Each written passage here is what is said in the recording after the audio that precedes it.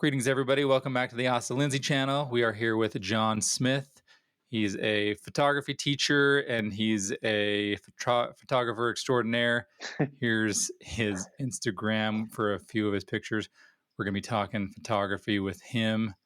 Welcome, John. Thank you. Thank you very much. Happy to be here. I feel like you have all the film gear in the world. Yeah, it's kind of like in everything that I've do and done, like anything I have like a mediocre interest in, I always just like go full hog and like just I'm just a gearhead, dude. So Yeah. I accrue all this stuff. I mean, it's appalling. Like when people are like, "How many cameras do you have?" And I'm like, I don't necessarily want to answer that question because it's embarrassing. Like, because Well, it's like, how many do you need versus how many do you have? You do know, you, and do you it's know just how many you have? like bodies. Yeah. I have three to my immediate left, and that's maybe a quarter of them. Wow. So, but like, and here's my justification. Oh, dude, and then there's the one that I'm filming on too. So that's four cameras. Wow. And then I have a bunch of film cameras and just old Canons. There's old Canons that I can't get rid of because they were like, those were like my like first like nice cameras that you know what I mean? They're like in the Museum of John that I just don't want to part with. Yeah. So, so like of things that I use all day, every day though, there's, uh, there's about three that I use all the time. But Four.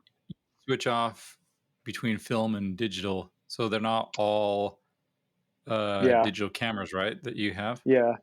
Yeah. So, I mean, there is definitely that to it. Because I do shoot so much film. Uh-huh. And so, I have a Context T2 and a Leica R8 and a Canon Elan 7N, and those are all different applications, right? And then I've got Leica M7s, you know what I mean? So Uh-huh. they all kind of fill a very different need.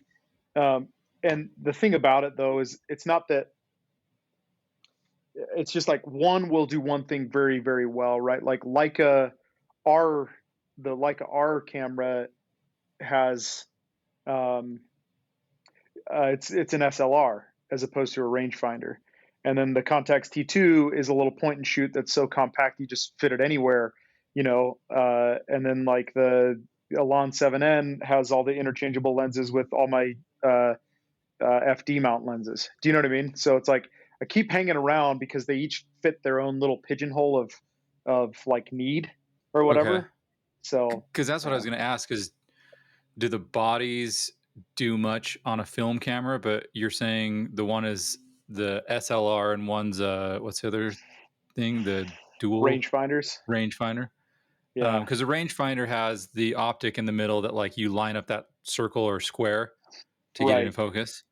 Right. And then the SLR is just using your eye, right? Is there a focus thingy in your film SLRs? Um, no. Well, on the R8, see, the R8 is a manual focus SLR. Uh-huh. So, but they ran that camera until the R9. They ran that camera until the mid 2000s, but it still was a manual focus SLR. So But um, does it have anything in the body it's have you that ever seen helps those you? like the old AE1 programs or the K1000s, right? Those old cameras, they have the circle, the image circle in the middle. They would have a grid on the inside of the circle, and then like once you would overlay the two images, then you were in focus, right? But So that's an SLR, right? Or is that the rangefinder? that's an SLR, and then the rangefinder will also do a similar thing, except it's a Okay. square in the middle. So Is one better to use? Like, why use a rangefinder versus an SLR? the rangefinder is it's not that it's well, this gets into like semantics and opinions, which like I definitely have, but I don't necessarily believe that they're superior. The rangefinder is kind of like photography in its simplest, purest form, right? The rangefinder's been around since the 40s and 50s, and so um, when you use that and when you focus with that one, and then when you take the picture right, um, it just like, I don't know, it feels like you're connecting with your ancestors almost a little bit. Okay. So, so, so there's definitely that aspect to it. And then there's like the image quality part of it. The lens sits so close to the focal plane on rangefinder cameras that they do yield a slightly different look. And again, you can ask me what it is. It's a je ne sais quoi thing. It's not one of those things that you can really identify.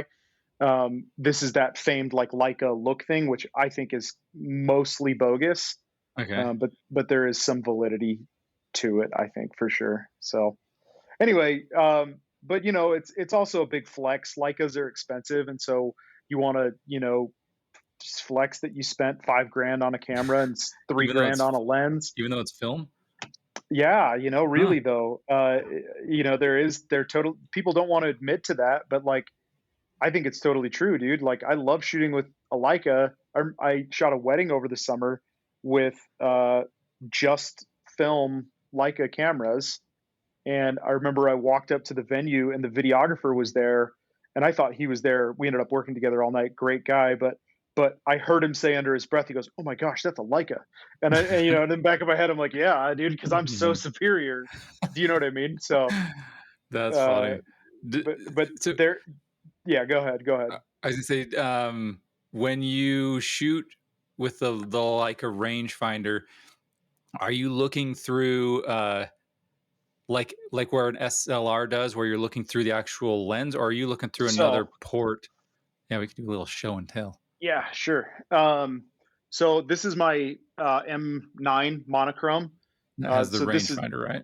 Yeah. So this is a rangefinder, and then this camera also is even more unique in that it only shoots black and white. So it doesn't have a uh, anyway. So super unique camera. Wait, Very wait, very. that's digital or photo? Or This is digital. oh, Yep. okay, See, it's okay, been in my car all night, so it's gonna be frozen. that's condensation. Yeah, yeah, no. Let's see if it just like even will work with it. So, it's a digital, but it's digital black and white. Okay, Okay. So focusing on this, here, I'll see if I can like make this a little bit there. So you can see my eyeball through that little lens right here, kind of. right? Yep. Yeah. So it sees through this. Okay. So And it then, focuses like a point and shoot, or like a Kodak fun saver, in a way. oh, I Uses don't know. I don't know that camera. Oh, like just kind of like you look through yeah, and the you fun see the savers image. where you like you buy the thing and then you send the whole camera back. They're like $4 or something. Or well, Oh, cool. Cool, yeah. cool. Sounds like the old You never used a fun saver? They don't have them at like weddings you go no. to? Oh, Uh, don't know dude, about it. that's crazy. But so anyway, I mean, this guy, it has two. I'm trying to get a little bit of light reflecting off of it so you can see it. Hmm. But there's this window, and then there's this window. This is, you look straight through it, and it's just a square. And then this has a mirror in it that's angled this way, so that the image enters this, and then it reflects over to there. And then it has a series of cams right here Okay. that as you focus it, it superimposes the one image over the other, and then it lets you know it's in focus, and then you focus it using just these levers. So the neat thing about these cameras that I really have enjoyed is using vintage glass. Like for example, this is a lens from a Canon P from 19 say 56. I don't know, Uh-huh. but they were all thread mount lenses. Oh, Okay, so you get the adapter and then you thread the lens on. So I've got this, new digital camera, and the same works for the new M10s and whatever. Um, New digital camera with, glass that's older than my mom. You know what I mean? mm-hmm. Which is super fun. So as far as like completing the vintage look and the Leica look in quotes there that you're striving for when you shoot with a Leica or you shoot with a rangefinder, it kind of helps to complete that like genuine vintage feel. Um, which Just I've having vintage glass. Yeah, which I've mailman, Huh. which I've really learned to love. So yeah, it's a Okay. lot of fun, man. And like I say, it's not like wildly superior image quality. Hmm. There's just something about it that like the photographer in me really, really likes. You know, it's like the guy that drives a stick because they just want to feel like connected to the car or Oh whatever. You yeah. know what I mean? And so there's this experiential aspect to it that you really um, love. Okay. Um, yeah, I will say that that camera, the M9, is a camera that like calls to me to shoot with it. Like it drive like it's a camera that's like, dude, let's do stuff. Huh. Which I've really really enjoyed. You have like a film camera, don't you? Yeah, so I have an M7 and an R8. So the Do all the M7 is, lenses interchange? yeah, and in fact, this lens that I'm looking through right now is a Leica Elmarit lens with a adapter to a Fuji X-T4. So Okay. so it's pretty fun. All this stuff, like this is like a whole area, film or a whole world that I know very, very little about. So it's interesting to like hear what does what and why you Yeah. do one thing over another. Yeah, I will say that of glass manufacturers, um, I genuinely think that Leica definitely has superior glass. It's not worth the price tag, but it is phenomenally good. It is so so good. Is so how much is Um, the lens that's on, well, either of those bodies, the one that you're filming with or in the one you're just showing up? so so the Elmer at the 2.8 here, I'd say you could probably pick that one up for maybe 1,500 ish dollars. Okay. Um, we could just Huh. take a cursory glance at the internet and see what's there. Probably. Elmerit 2.8. So this is on the cheaper end too. Yeah, it's about Oh, 2,000 bucks ish. But they have like their Noctilux lenses, their their 0.95 lens. You know, that's like a $17,000 lens or something. So they name their lenses based off their maximum aperture. And mm-hmm. I don't have it memorized, but like the Elmerit is like the 2.8, and then like the 2.0 is the Summicron, and the 1.2 is like the Summilux, and then the one anything below that I think they call a Noctilux, but I can't remember all of them. Dang. They're great though, really truly, and I've loved kind of adapting them to modern stuff. The cool thing about mirrorless cameras, man, is that with an adapter you can freaking put any lens on any body now. It's so sweet. Mm-hmm. So I've enjoyed doing that, like adapting, you know, Canon lenses to Fuji bodies and all over the place. So So when you do, let's see. So when you choose a camera to shoot with, do you choose it because, like, going back to maybe the SLR or the viewfinder thingy? Do you choose sure, any time based on that, or do you choose mostly based on like what lens you're going to use, or do you choose based on like how do you choose decide which camera you're going to yeah, use, or is there a way to make one better yeah. or worse? Let's not like mess around. Like this is the camera that I use the most, all the Okay, time, all day, every day. what's that one? This is my GFX 50S Mark II. So this is a medium format Fuji, but this is the primary shooter. Um, if I'm trying to travel light, but like still have like professional, like paid stuff.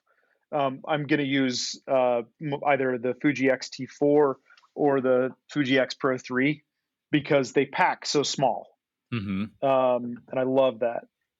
Anything else is just like a passion project. Do you know what I mean? Okay. Like film, um, you know, film work is so few and far between. Like this summer, I had a wedding that I shot on film, and that was specifically requested. Do you know Mm-hmm. what I mean?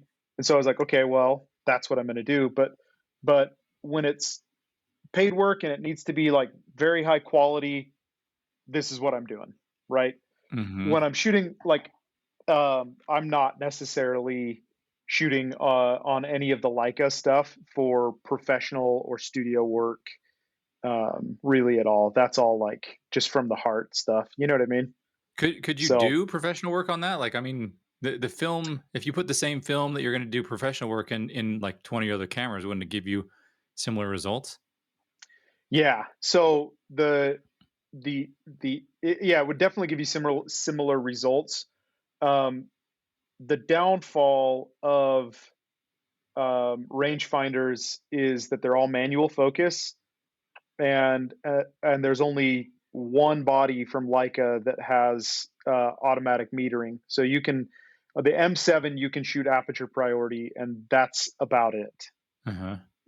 So as far as like getting the shot right, it's tough, man, because you can switch to zone focusing and like hope you get it, but you're still guessing if you're doing like shooting from the hip, literally.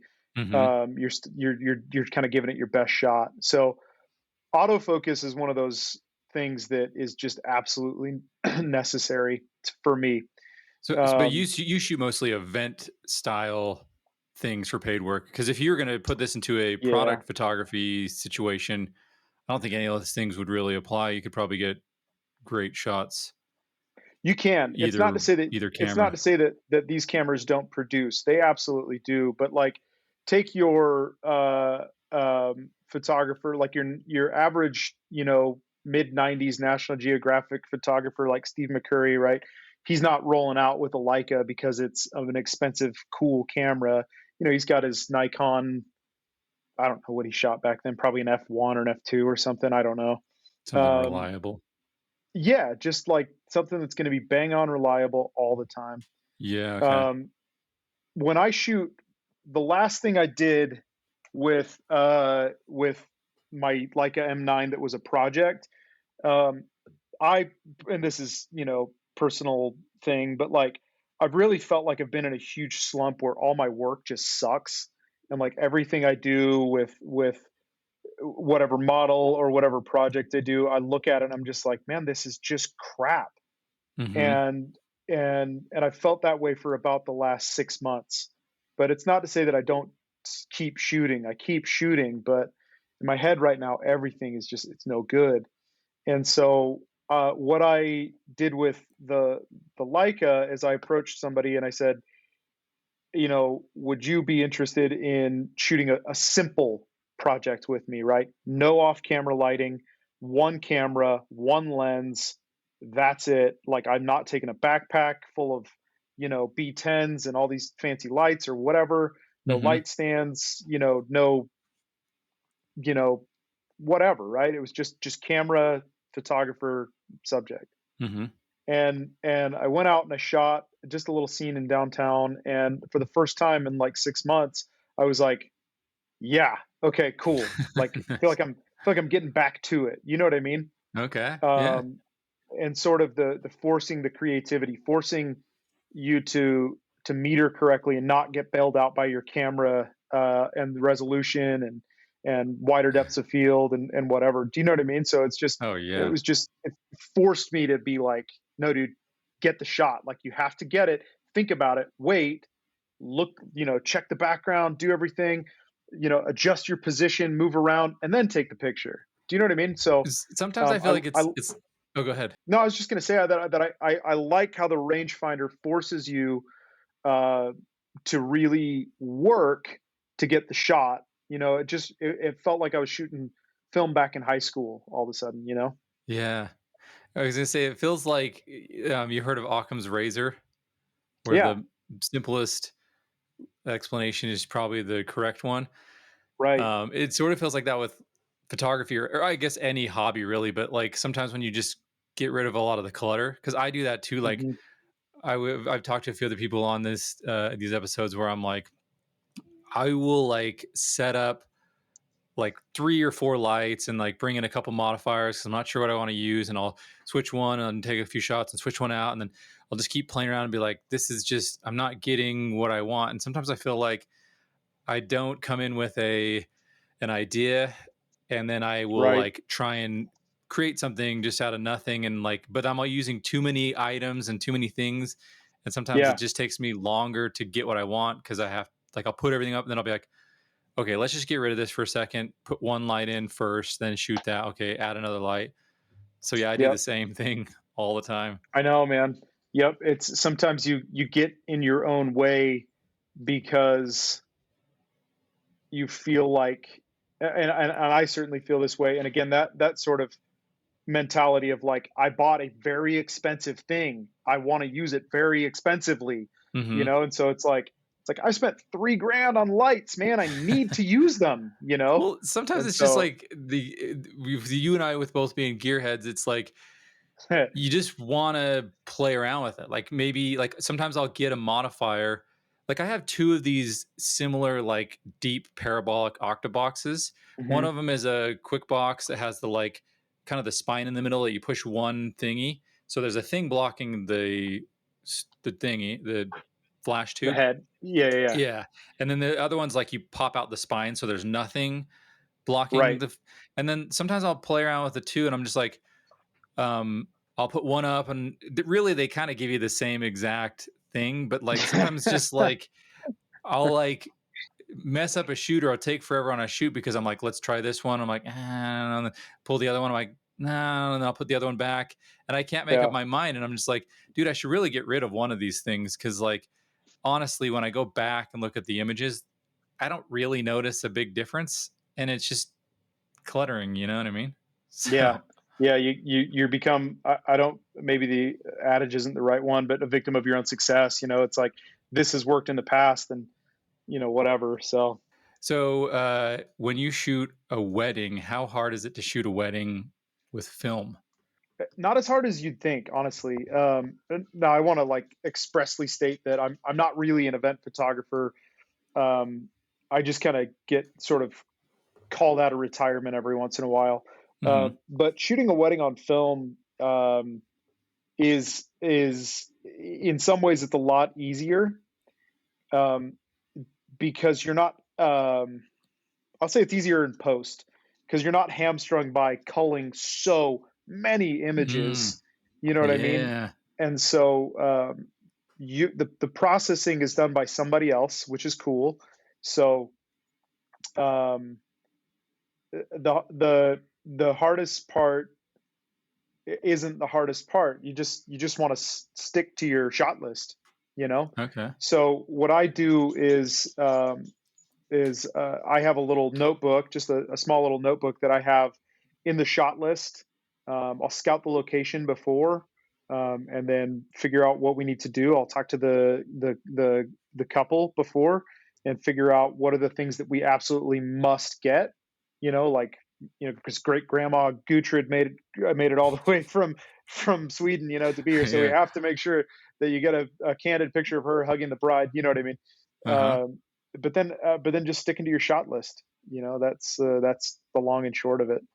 But the neat thing about it is, and maybe the reason that I thoroughly enjoy shooting film when I do, is that um, the post processing is so minimal.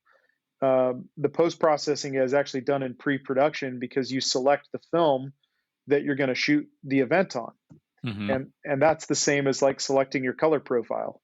Mhm. And so you say, okay, well, I'm going to shoot this on Portrait 160 or Kodak Gold or whatever, right?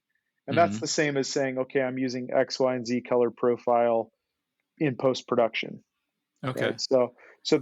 And then the processing is I drop it off to Essential Photo Supply in Salt Lake City, and then they process it and send me a Dropbox with all the images done. We should give a shout out to these guys. Well, yeah, absolutely. Those guys, top tier shop in Salt Lake. Yeah, if you're in Utah, Essential Photo Supply, and you love them, so Yeah, I can't say enough good things about them, as far as um, depth and breadth of knowledge, and shall we say, feeling like you belong in the building as soon as you walk in, as opposed to feeling kind of maybe like a foreigner in a strange land. They immediately are the friendliest guys that you can get to know, and they have been in the industry for collectively over 100 years. All the guys in there, and so small shop, local shop, great neighborhood, film availability, film processing, used inventory is just top tier. So, yeah, yeah, yeah. nice. Give them your business if that's what you're in the neighborhood for sure. So Okay, so you don't really. I guess it's much more difficult if you were like developing all of your film Oh afterward. I get goodness. that would make it more difficult almost. But Yeah. I mean, I'm guessing you plan your shots. You're like, are you shooting a handful at the receptions? Or are you shooting like, do you try and bring like, 60 rolls of film and then like make sure you get everything? Or do you bring like maybe 10 rolls and be like, I'm only going to get, this group, this group, this group, and I'll shoot like one roll at the reception and that's it? So yeah, a little bit of both. I will just buy film by the boatload. And then the problem is trying to stick to the budget that they've assigned because film's expensive and developing is expensive. Hmm. It's about, after all said and done, it's anywhere between, I would say, $20 and $30 per roll. So because you buy the cost of the film and then the cost of the development and scanning. And so I'll try and stick to the budget so that it's if it got the shot, you know you got it. You just move on. Is that a Um, 12 or 24 exposure roll that costs you $30? 36. Okay, So so slightly under $1 per image. yeah, yeah, like 90 some cents. Yeah, Hmm. yeah, yeah. But if you use a more budget friendly film, it's a little bit cheaper. The most expensive that most expensive is Portra. Generally speaking, for like everyday stuff, is Portra. Um, you don't, and this is opinion, obviously, but people convince themselves that they need Portra when they could really be getting by with a film that costs half that much. And so every once in a while, you'll have a bridezilla who knows exactly what they want, um, and they say, "Oh, I want everything done on Portra 160," and you're like, "Okay, that's $14 a roll plus another 15 to 20 on development after the fact." So your cost of production goes up with that. So, So what? but Oh, go ahead. just to answer your previous question, is I don't I do have a digital camera with me. Okay. Yeah, I'm not shoot like the main images are going to be on film, but then but I You'll still have shoot a version on digital as well, just in case, kind of thing, or Absolutely. just to have Yeah, it. yeah. Yeah. And it's just the ease too. You could, if you're Swifty, you could have the wedding turned around in 2, 3 days. So you're returning a couple images to them the night of the wedding, as opposed to, hey, I'm going to wait 6 weeks or 3 weeks or whatever for my film to get developed and then send you those images. Oh yeah, So yeah, yeah. So then I was going to ask you, what makes a budget film? Like, is it in how the film is made? Is it a branding type thing where it's kind of BS, or is it also like ease of development that makes it cheaper and whatever to develop? So development, we'll start with the beginning there, the end rather. Development is pretty standard. There's really only three, and there's more, but there's three main processes that you'll deal with: black and white, E6, and C41. C41 is is color negative, color reversal film, and that's the stuff that is going to cost you about 15-20 bucks depending on where you go. Okay. And then E6 is usually about double that cost because it's a color positive, like Kodak Kodachrome was. And then you have black and white, which you can do in your bathroom with the lights off. So that's the cheapest, but you have to have the equipment. So the overhead there, Okay. the initial purchase is expensive. Film cost itself, um, there's Ilford still makes film. They only really make black and white film. They do make black and white film that can be processed in C41, but it's kind of it's like why? But that again, this people have very strong opinions on this stuff. So um, Ilford still makes a lot of film, mostly black and white, all black and white. Kodak and Fuji still produce a lot of film, although kind of with each passing year, another version of film is dying. Pro Image 100 is the latest to get on the chopping block from Fuji. Different film qualities will be more expensive. Um, and then you have all these, what do we want to call these, like boutique brands that are doing like one-off films. So what they'll do is they'll buy cinema film because they can get it in 200-meter rolls, and then they'll strip like a halation layer or something off of it, and then they'll box it up into a 24 or 36 reel, and then they'll sell it as their own brand. But it's Kodak double X, but they strip something off of it Huh. to make it's pretty neat, man. The world of film has had a really big resurgence in the past, I would say 3 to 5 years. Um, Kodak, I think between 2018 and 2019, if I'm remembering right, and I'm probably not, but they said that their production went up like 40% for film. So um, it's had this big resurgence because I would guess because there is this irreplaceable quality to film that is very tough, if not impossible, to replicate digitally. Hmm. That people still love, myself like absolutely included. Um, the dark room itself is fun to do. Like it's fun to make prints in your own lab. In the classroom that I teach in, we have an enlarging room, and so I Hmm. have a good chunk of my semester is dedicated to teaching my advanced kids the old alchemy of the dark room, and that's a lot of fun. And Um, you said that's an advanced class. You kind of have to sign up for that one. yeah, yeah. Yeah. So it's just for the cost is it's expensive, and so Well, because um, now photography is all digital. Like when I went to school, like there wasn't a computer in the classroom. It was like you had a couple of desks, and you'd spend all your time in your dark room, mostly developing black and white because that's what they did. And we only had, I think, yeah, one color enlarger that nobody really knew how to use other than the teacher. yeah, Now, like it's a developing is like a specialty thing where like your classroom's filled with computers, and then you have like a small dark room probably that has a handful of enlargers yeah. that only the special kids want to Right. go and use. So my classroom is actually a survivor. When I took over the photo department at my high school, um, the darkroom had only been turned off for 1 year before I got there, so it wasn't that hard to bring back to life. Everything was already there. Plumbing was still running, so we actually have 20 enlargers that get used. I would say about maybe a quarter to a half are being used at any one time. So Are they color or black and white? just black and white. Color enlargers require it's a different process. Yeah. It's a much different process. Have to have total darkness. It's a different thing. So no Even safe lights. you can't have the red light when you're doing, well, I guess, Nope. yeah, because you're using red in the, even when Hmm. you're like putting it through the The um bleaches and everything. Yeah. So once you yeah, start processing is a little bit different, but but yeah, still needs to be in total no, darkness. So yeah. dude, that's like an art and a skill in itself.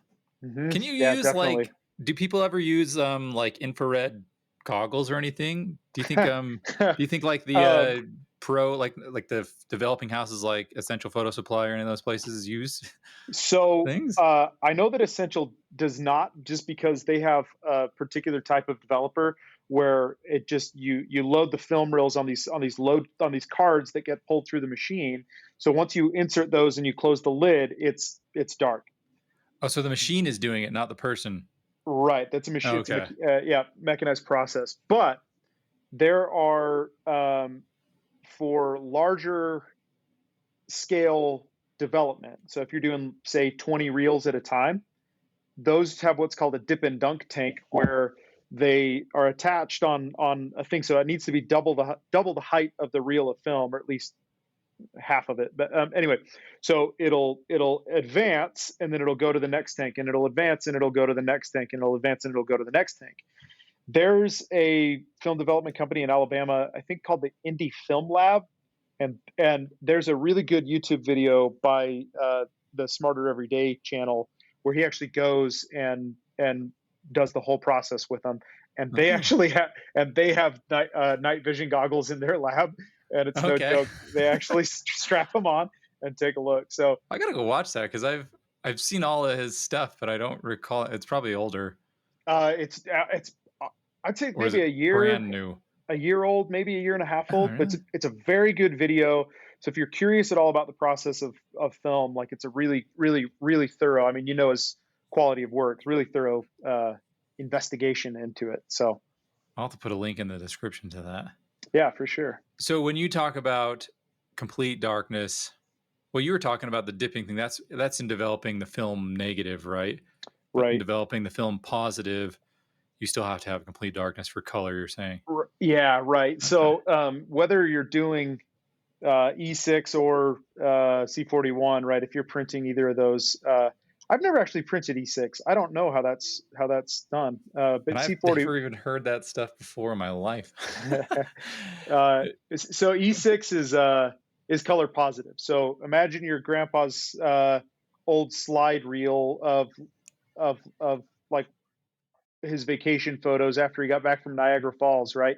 You get in the basement, you put in the slide projector, you put up a bed sheet, and then you print those photos out, or you project them on the wall. That's a color positive, and so that's what you're going to be doing with E6. Um, and then color reversal film is kind of that brown stuff that you may have seen before, and that's the C41 process. You're saying the stuff when you print it on here, that's the C or that's the not color negative, correct? So check your reel. What is that? I can't see the roll. What's the Or actually, label hold on it? on. So this is the negative. Like this is a Yep. standard color negative film, right? Yeah. Yep. Yep. Yep. So oh, this does say C41. Okay, I'll Hmm. show it to the viewers. So that, Yeah. so when you So say there's a color positive, the thing that shows up on what I'm calling the negative is actually standard color looking. It doesn't look right. negative.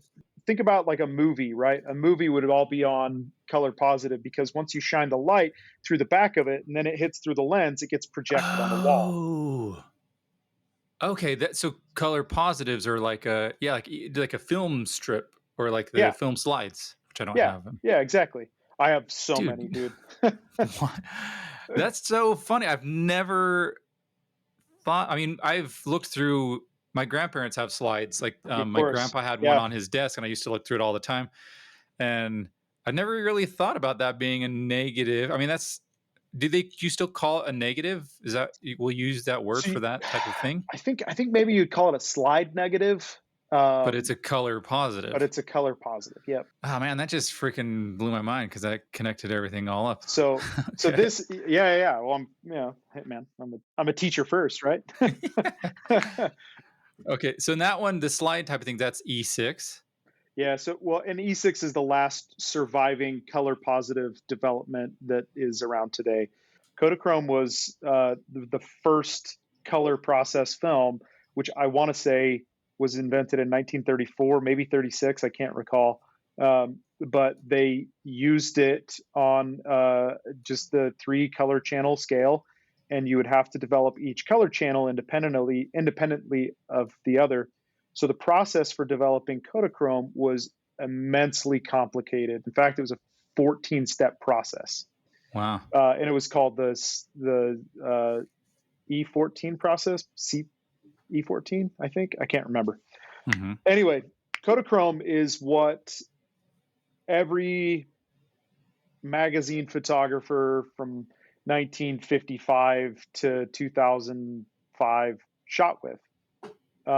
It had an amazing ability to be archivally preserved. So the color tones were so accurate, and they could preserve so well. So everybody used Kodachrome. There's a great uh, series by National Geographic, and actually almost everybody, like Vanity Fair, did a publication on it, and it was the last roll of Kodachrome. So one of my biggest photographic photographers that I've loved throughout my whole life is Steve McCurry, and he was a National Geographic photographer. I'm sure everybody has seen his images before, but he shot on Kodachrome and really made his work known by way of Kodachrome. And so when they announced that they were cutting production of Kodachrome, um, Steve McCurry approached Kodak and he said, "Will you give me the last roll off the production line?" And they agreed. And so there's a great series on the last roll of Kodachrome. Um, and he travels from New York to India to shoot this last roll, Wow. and then he sends it off to Wayne's camera shop in Kansas City because it was the last place on earth that would still develop Kodachrome. I have a couple rolls of Kodachrome. They're from like the 80s, and then one's probably from the mid 90s, Uh-huh. but they can't be used. I could still shoot with them. I could load them in a camera and I could take 72 pictures, but they cannot be printed. They cannot be developed because the process simply does not exist anymore. Even at its height, there were only 25 places on Earth that were developing Kodachrome. I wonder So, though, because so I saw a meme the other day that I don't remember because I didn't really get it, but it was basically someone asking to bring back Kodachrome, or like this is as difficult as getting Kodak to bring back Kodachrome or something. So I I wonder. I feel like though, because and I could be wrong, but my friend Ryan Gordon, who I've had on the channel here before, I mm. feel like he's developed something in Kodachrome, or maybe he just talks about it a bunch. So I know that I know that you can develop it as black and white in a black and white process, Maybe that's but what he did.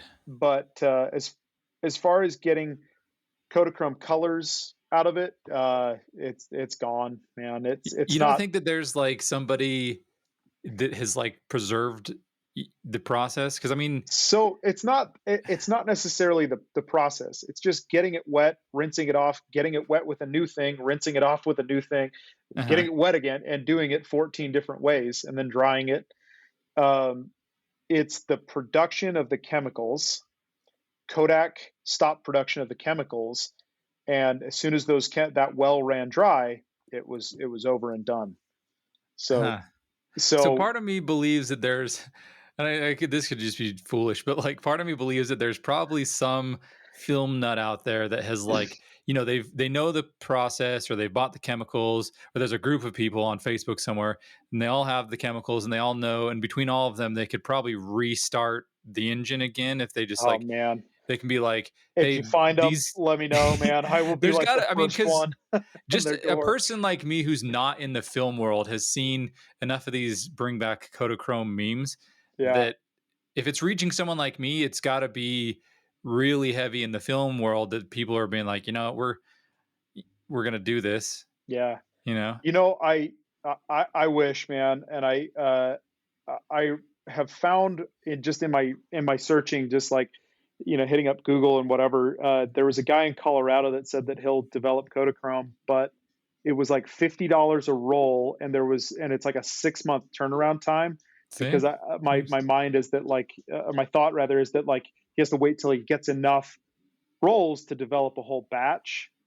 Um, but Oh yeah, but that's to make it as worth it far for as the I've got. chemicals. Yeah, yeah, yeah. So, Well, I mean, you think of maybe. like, so you think of video games, like you think of all the old emulators for like Atari and whatever there was back in even the 70s. I don't know if there were, but some of those early things, they have emulators out there for them now because like people loved those games and wanted to mm, play them. So I I could think see that I that think the I happening. think the comparable thing you could say now is that somebody developed a really good preset for Kodachrome. you Yeah. know, Well, they are doing that too. Like I've heard people that kind of do Lightroom presets or whatever for digital yeah. that will try and get as close as they can. This is a passion project for me, 100%. Um, Part of the reason that I fell in love with Fuji cameras Uh huh. is that um, they are kind of first and foremost an imaging company, is what they say, and which means that though they do make cameras, their priority is actually the majority of their money, I think, comes from like medical imagery, um, Okay. and then the cameras are just kind of a side project for them. But they do preload color profiles into their EXIF data, which allows them to replicate old school film, Nice. which is something that I absolutely adore. And if you're keeping score at home and somebody's a Fuji user, this video is being recorded through an XT4, which is running the classic neg film simulation. So uh, So what I've tried to do is to get my film or my color profiles to try and match Kodachrome, to color grade them in camera so that they're using the camera's native recording to to replicate that film. But Because I did notice your image looked more hipster than I'd say mine does. Like, yeah, yeah, I mean, for sure. But I think that that's like I really think that that's using good color profiles is really what photography has left behind in the last 10 years. And maybe let me explain. Um, back in the film days, and like I alluded to earlier when shooting weddings, right? Like you buy the film based on the color that it's going to give you. It's not going to mhm, give you a totally static 100% exactly what my eyeball sees image, right? And that's the mhm, magic of photography, right? Is that you take a picture and the colors look just a little bit not like they do in real life, right? And that's what film was great with. When digital came around, I think that the goal of the sensor manufacturers was to create that static, sterile image that your eyes see, right? The colors look mhm. exactly the same as they do, and then you can adjust them and fine tune them there. Um, you know, nobody goes straight out of camera with their raw image straight to publication, In and digital today, right? digital, yeah. And Yeah. what they're trying to do is really just kind of circle back to the old film days, man, and say, I want this to look like something. I don't know what. Film answered that question before you asked it, you know? Mm, And so you would you would shoot on Superior 400 because the greens and the blues were so rich. You would shoot on Kodachrome because the blues had a little hint of magenta in them. And so it was just this ineffable quality that was so beautiful and just intrinsically uh, pure and good about the image. As soon as you took it out, you had it and it was good. but what's kind of funny about that whole thing is, my guess is probably back in the day, they're trying to get also trying to get the image quality to look as much like what you see with your normal eye, but the technology, like, that's all it allowed, and now when you look back at that, you see the magic. Mm, 'Cause yeah, I was also gonna bring up, I'm sure this is gonna happen, but because you do see it even with, like, so many different cameras, like, when will sensors become like film? You know what I mean? Like, in 50 years from now, are we gonna be like, because I shoot on a Canon 5D Mark III, and I like the color. I was when we you and I did that video of like me comparing the R5 to the 5D. yeah, The 5D's color I really like. It's kind of got this warmness to it. sure. The actually in the center, well, maybe it depends on the lens we're using. It's kind of like brighter in the center, especially that 85. I think we compared apples to apples, but the R5 was kind of, I think, more sterile in a way. Like, there was more greenish magentas because I think they're trying to get rid of some of the warmness, maybe. I don't know. So I'm wondering, when sensors, people are going to be like, I wish they'd bring back the 5D Mark III sensor, or I wish they'd bring back the Nikon D610, or people are going to be searching Interesting. out for sensors like they are. And they'll have like new whatever types of sensors. And then people will like try to use emulators to be like, we're going to try and get the 5D Mark III look on this, 5D Mark 96 or whatever they're doing. You know what I mean? And I mean, to bring back, like, even you currently right now, you look at people, you have like people wanting to shoot on the Aries versus the Reds versus Black Magics Oh, because they have different sensor looks. You know what I mean? And right. even like the Aries, they're trying to go back and emulate the film Aries in sort of a way.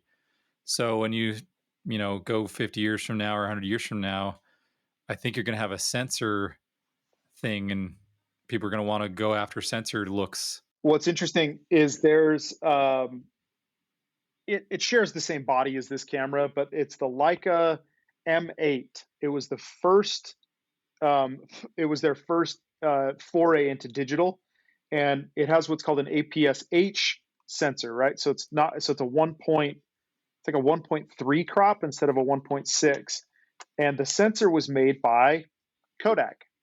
It Okay. was it was a CCD sensor as opposed to a CMOS sensor, and exactly that is already happening. People seek out the M8 because it had this particular quality to it that was really good with that charge coupled sensor as opposed to the CMOS. So kind of interesting, man. We're already kind of there, and that camera's Yeah. only Well, 15 years old or so. So, it's because we update stuff so fast. I mean, like, so I have dude, the original Black Magic pocket cinema camera, oh and dang, this, yeah, this thing, it's this is like, I think the 1.3 crop. I can't remember. I don't know. okay, It's super tiny, but the same thing, like, I haven't sold this one yet because I don't really use it much. It only shoots 1080. There's no image stabilization. There's no whatever. But dude, the I really, really like the color out of this when I color grade stuff, and like it's got to me like a sort of look. Like there's yeah, a film setting on this versus a video setting, and I think sure, that is nice. And when I'm on a Facebook group where people talk about, it, they're like, "Oh yeah, like I'll shoot 1080 on this and upscale it because the image quality on this one particular is so much different, and the sensor on this is different compared to the 4K." And I jeez, think the 4K and 6K are pretty similar, but I think as years go by, maybe that the look will we'll start seeing a very variety in a look. huh? So yeah, it's already happened even with stuff like this. It's so funny, man. Yeah, I think like I don't know, dude. I think at some point, like I will maybe be viewed as some kind of like I don't know, you and me both, dude. Like we both grew up with DVD players and VHS players and watched both become obsolete. You know what I mean? And Yeah. so the millennial gap is like we're like this bridge to history right now. And it's not that we're unique. Every previous generation had something that became obsolete that they bridged that gap, but we're in a little bit of a different one because we transitioned so firmly between tangible stuff into digital things, Uh huh. uh, and so it's going to be interesting, when I'm 95 and they're going to be like, now John developed film back when he was in high school, and everybody's going to be like, well, what the hell is even film? You know what I mean? That's what I So, wonder. you Y- know, so When we're there is doing the going to sensor wars, like what is where will film be? the censor wars. Film will be propped up by mothballs and nostalgic feelings by idiots like me, man, like who are just like never letting it go, dude. It's too good, it's too pure, like so. What's funny is like I'm just my mind is rolling right now, and I'm thinking about like you got the whole introduction of the metaverse from Facebook and all that stuff, Right, which then you start to think of the movie Ready Player One, how like most everything in their life or what they live for is in a digital world. Makes you yeah, wonder like will film just be kind of like 100 obsolete or like total garbage because they all live in like these dumpster stacks whatever. yeah, And so, like, will the stuff that's in the real world be total garbage, like anything we've printed out, anything, whatever?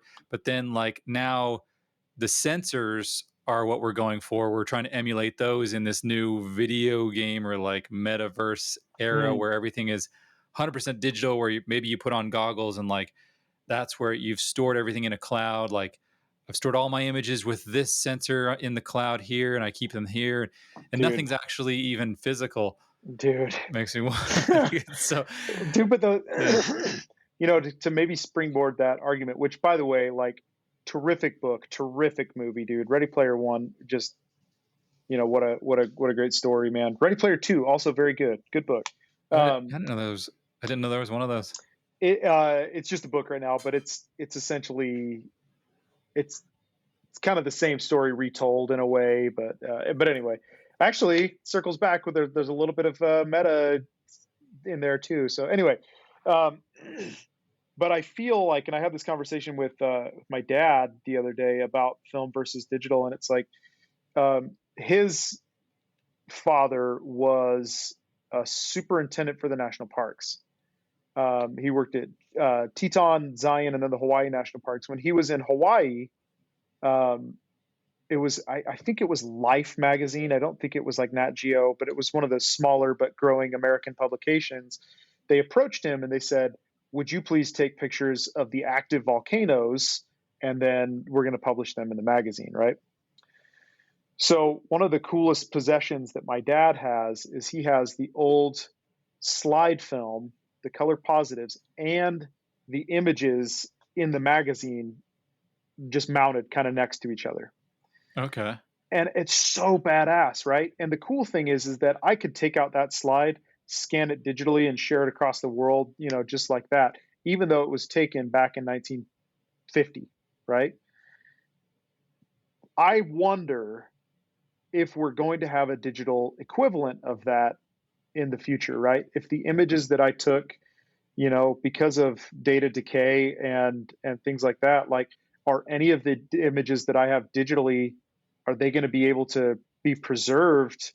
Here we are 70 years later, 70 years from now, are they going to be able, are my great grandkids going to be looking at like my digital slides thinking like, oh wow, the way that they preserved this old stuff was so archaic, right? Like, or is it just going to fall off into the ether and just say, it never existed, Well, I mean, it's your digital stuff's all preserved in the cloud in data centers, right? Sure.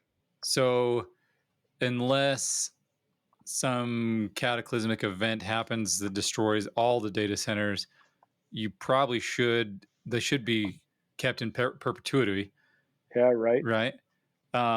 The with your grandfather saying like he has the slide and the image printed out in a physical magazine, you said, correct? Right. But that's nowhere. Like, so if that gets destroyed, that one thing is gone. Oh, Or do you as have copies opposed of that? as opposed to data centers that are raiding each other, you mean? Yeah, So if like the North Carolina center dies, then the Seattle one will still be okay. because I mean, like everything. If you really think about it, everything is physical, right? Your digital files are stored on a physical Just imperceptibly. thing Yeah. on the planet. So with your digital files, there's a couple of physical locations that are backed up against each other. So if Right. you lose one file, it's got a backup. But with your grandfather's thing, if you lose that one thing, it's gone. So, like, Yeah. in a sense, the physical way of storing digital files is better than the physical way of storing physical files. But I think like you run into like the problem of like permissions and access and things like that. And it's like when I had a brother who passed away, and I was like, I want to snag all of his images, before the cloud shuts down, because he Uh has to huh. pay for it. You know what I mean? And so it's like, but then if they just have hard drives on hard drives just like stacked up somewhere, it's like those will become corrupt over time, and I can't access them anymore. And so it's like, uh, I don't mean to say that one's necessarily better than the other, but like, you know, there's no real digital files in the Louvre, that I know of, that are just hanging up. There's not an SD card that's just mounted on the wall, in in museums Well, somewhere. if we're taking the better than worse stance, I think a digital file would be better. I mean, it's not as easy. It depends on you for the metaverse or if you're in the real world. So, like, Yeah. you with the Mona Lisa, I don't know if it's I wouldn't I've never viewed it, but I've only seen. I feel like it's maybe a better experience viewing it in the real world than it is online. But Well, yeah, yeah, you absolutely. can. But poor example, because that painting is tremendously unimpressive in Yeah, I was gonna person. say In like person, even. I've only seen the memes or the pictures of the pullbacks where there's like 1,000 people in front of this, Oh like, what yeah, is it, 12 by 14, or I don't know how big it is, it's not very big, but man. let's say Yeah. you have all the like it's your painting and you can keep in your home, like it's probably much nicer to view it, with all the freedom you can, than Hmm. it is a digital file on the computer. Maybe I don't know. Screens are getting pretty good and stuff these days, but Yeah. you can't back that up with any type of ease, or I mean Sure. at all. Like, you can never back the original up. You can make a reproduction over.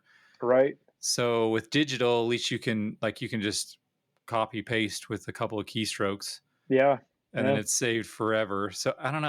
I mean, if you're going to try and save one forever, I think the digital's way to go. But if you're trying to like have an experiential thing, I think yeah, prints are definitely the way to go. Yeah. I wouldn't say that one's better than the other, it just is very much what you're into and what you want to do, Hmm. and the thing that I think about every time I deliver a gallery to a client is like is as soon as I'm done with those, and I think this is maybe a casualty of being a professional, right? Is that like as soon as I'm done, like I don't really care about those images anymore, and I'm sure that my grandpa probably said the same thing. Like as soon as he was done with the national parks thing, like he was just like, "Cool, sweet, next." You know what I mean? And so I myself like the things that I want preserved. Like I print. You know what I mean?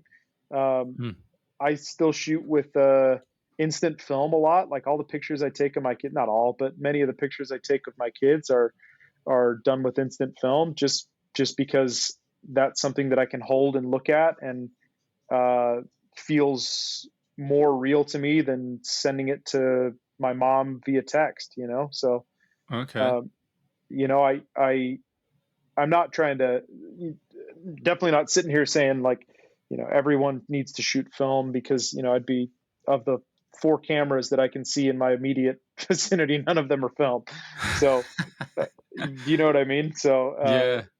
yeah, the ease and quality of digital will always win out in the large scale. Film is also film's going to die. It will. There will be a day, and I think it's sooner than we want to acknowledge. Um, Film had this huge boom in popularity, and I would say starting in about 2017. And I think once the nostalgia of film drops off again, we're going to be down to maybe two different types of film you can shoot or that are being produced, and then by 20 years from now, I think it'll be dead, um, which is sad. Interesting. Which is Huh. sad to say, but I really I don't I just can't see how it will survive um, in obscurity again, the way Well, that it did yeah. through the mid for the through the 2010s. Yeah, I mean, it won't you can't use it in a digital world very easily. You know what I No, mean? and nostalgia.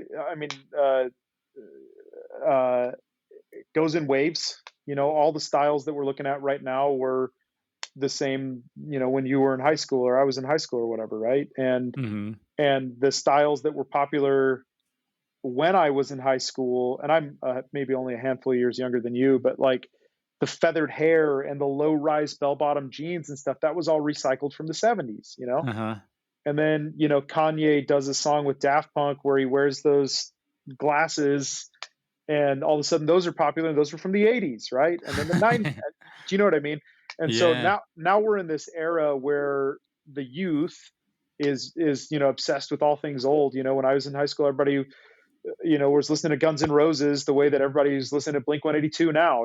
So um, and so I think that uh, the the obsession with that graininess that you get from film will go away, and then it will be sort of left to the guys shooting sheet film and large format and medium format stuff, because digital hasn't caught up to that just yet.